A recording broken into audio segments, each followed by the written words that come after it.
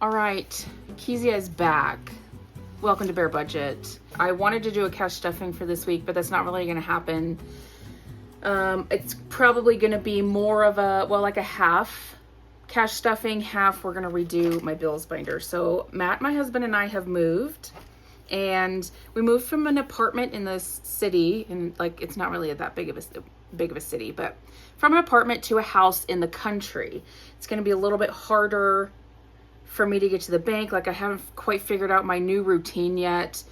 It's like 45-minute commute for Matt, and we share a vehicle. Normally, if I needed to run errands, I would drive him to work in the morning and pick him up, but now it's like a huge commute. That's like we're already our gas for the month will be going up from like maybe $200 what we used to spend to probably at least double that, $400 to $500. Our rent has changed just a little bit, and we're no longer paying utilities except garbage if we want it. We don't currently have garbage service. But first I'm just going to go through, there's so much that has happened. I'm all confused with budget stuff, and all of it like kind of needs to be reset. So electricity, we're no longer paying that. I'm taking that envelope out. This is my bills binder, if you can't tell. Rent insurance, we canceled our rent insurance from the previous place that we were at. We might end up adding rent insurance a little bit later, but it's probably going to be with a different company. Well, it is going to be with a different company. Vehicle insurance, something that I can maybe pair with vehicle insurance, that's staying. Internet is staying but increasing. I got a new phone, so my phone, to pay for the new phone, my monthly amount is increasing, and I gave my old phone to Matt, so that will be increasing. And then subscriptions, Acorns is staying, ChatGPT, and then these are business expenses that come out every month.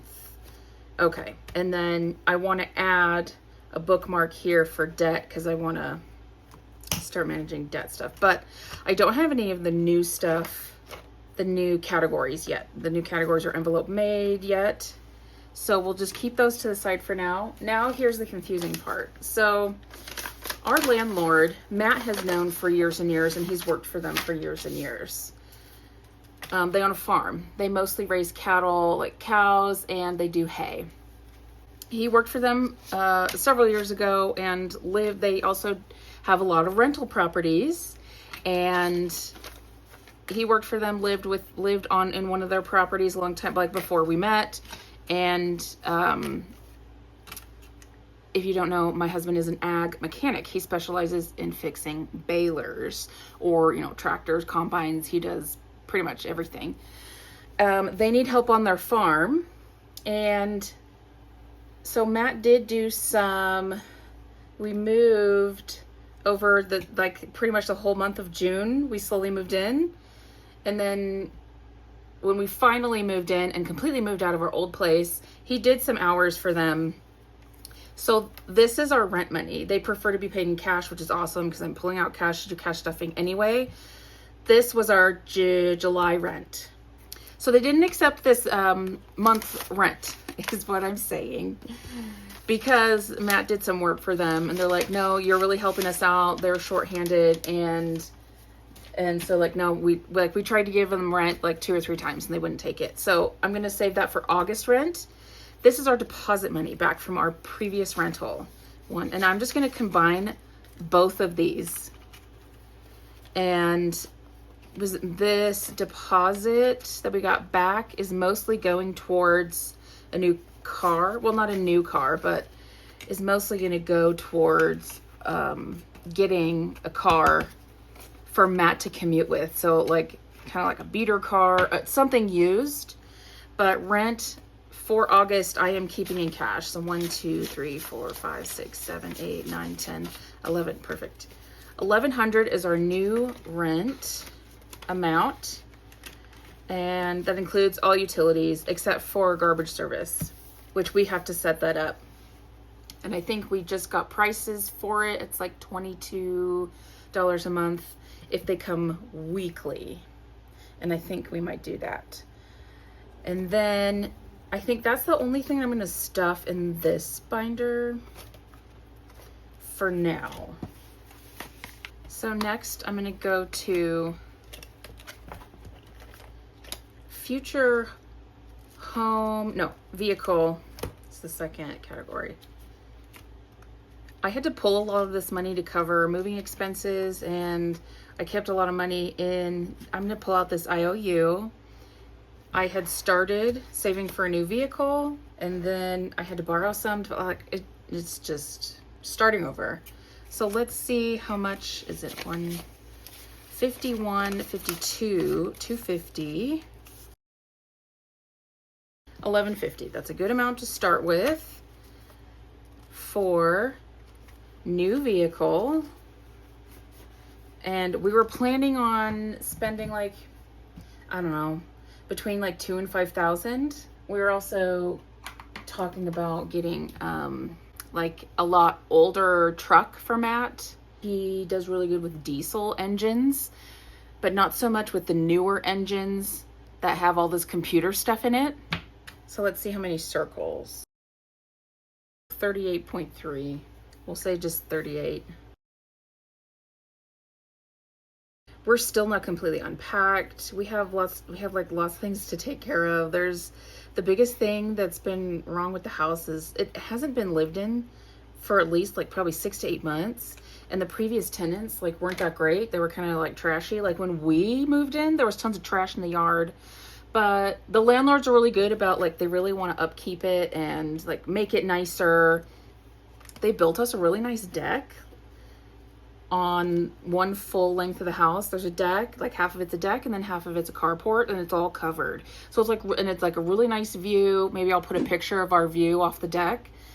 It's the base of the mountain. Like, Matt has always wanted to come back to the country, and I enjoyed the view. I love, like, you know, sipping some coffee in the morning. We face the pasture of cows. 2 cows did actually figure out how to escape to eat the grass in our yard. We, in the past 2 years, we have moved 5 or 6 times, and they were like substantial moves. 2 of those moves were across country, and we're ready to just stay and just be somewhere for a long, long time. Like maybe until our dog dies, though at least 5 years. So I'm gonna take this extra money and use it to stuff a few things. I kept most of the money is in the bank. And bank. I really want to save up for Christmas, and I love my Christmas book. I sell these on my Etsy shop, although it comes with a different binder, but I love this 2-pocket thing. So I'm really trying to aggressively fill all of these. I think I finished 2 sections almost. So we'll finish section 2. So a 10 and a 5, and then I'll do one more 10, start off section 3, because I've never done this. I've never had a savings book. I've never actually like saved gradually for something at the end of the year or at the end of, I don't know. It just makes me excited. Money in our wallets. Matt ended up getting, he doesn't get tipped when he does, during the summer, you know, like during harvest stuff. Like right now, all the farmers are raking their hay, like baling their hay. And so he'll usually go on service calls out, since the farmers are using their equipment a lot. That's when breakdowns happen. So he'll do service calls.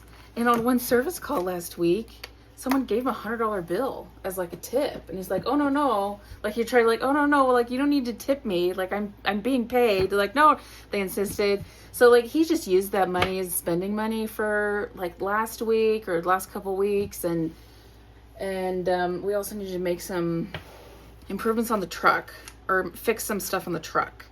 I left that money in the bank. I did a weekly budget for this week. But like the things I highlighted in red, I was going to keep in the bank. But I won't be able to get, like, around here, the towns are like smaller, and everything closes at like 5. Like everything is open the same time that everyone else is at work. and they're not open on the weekends. Like our bank isn't open on the weekends here. And that really frustrates me because I'm used to living in the bigger cities where a bank has at least like Saturday hours from like 9 to 12 or something, but that does not exist here. So we still got to figure out, how am I going to regularly get cash out? I don't like budgeting with just 20s, but that's what I can get out of an ATM, because ATMs here only give 20s. Beyond that, the other things that I want to bulk up is some cash savings. So emergency cash, I only keep this in cash. I had a tracker here, and maybe I can start 1, 2, 3, 4, 5, 1, 2, 3, 4, 5, and $1. So I don't know, I'll just put a 10 in here. So 10, 15, 20, 25, 30, 35, 36.